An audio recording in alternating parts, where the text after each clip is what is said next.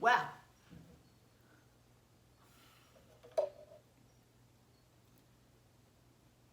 hello everybody.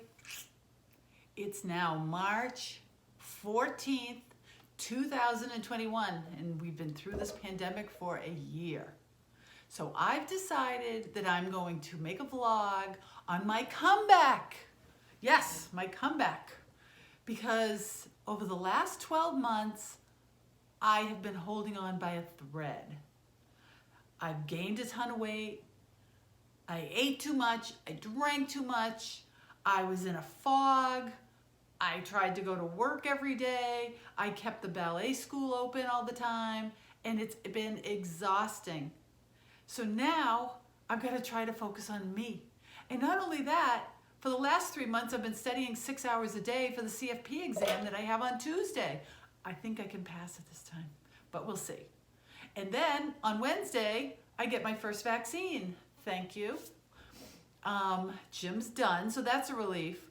But a couple of things I've learned over the last year. Number one, I always blamed on my weight on eating out too much. Well, I gained it all when I wasn't eating out at all. So then when I started going out, it just continued to get worse and worse. But anyway, so we're gonna get back to business, right? And honestly, the other thing I've realized, I'm gonna be 64 in a month. And I've realized that what has kept me going was knowing that I always had a trip to look forward to. And I haven't had one trip to look forward to. As a matter of fact, we had to cancel last May. Last August, I rescheduled it for Thanksgiving, canceled. Have tickets for March 29th so I could be there on my birthday and celebrate, canceled. The island's closed, but Jim has promised me once I get my second shot, but I'm trying to get him to agree to the first shot. But anyway, the second shot, he will agree to go somewhere. So hopefully by then, St. Bart's will be back open, and then I can have something to plan, have a reason to live, have a reason to stay healthy. I mean, look, oh my gosh, horrible. Oh God, anyway, so this is it. And then the other thing, since this is the first one, I'll blow up as much as I possibly can.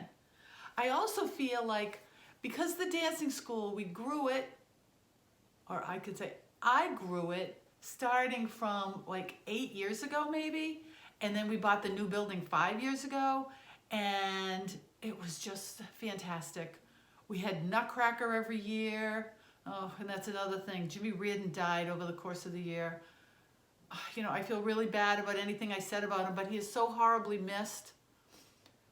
But, you know, we were the reason he was wanting to stay alive. He was one of those COVID deaths that didn't have COVID. So sad.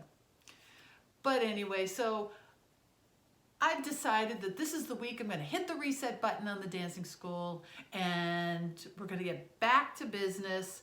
And as the fog started to lift, I realized that the school is totally out of control.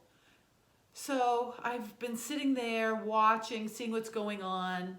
I basically lost all the little kids, so I don't know how we're going to do a Nutcracker with no little kids.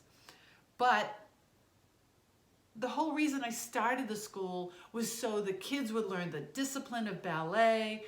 They'd learn how it's good for your head, all those kinds of things. And now I look at them, especially the big girls today, when they want to go to the bathroom, they just walk off the floor. They don't even ask.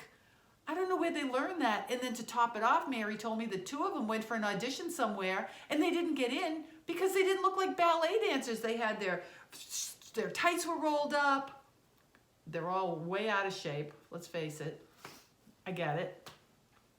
So, you know what? The big ones, I screamed at them today when they walked off the floor to go to the bathroom right in the middle of Ellen giving a combination, and I couldn't believe it.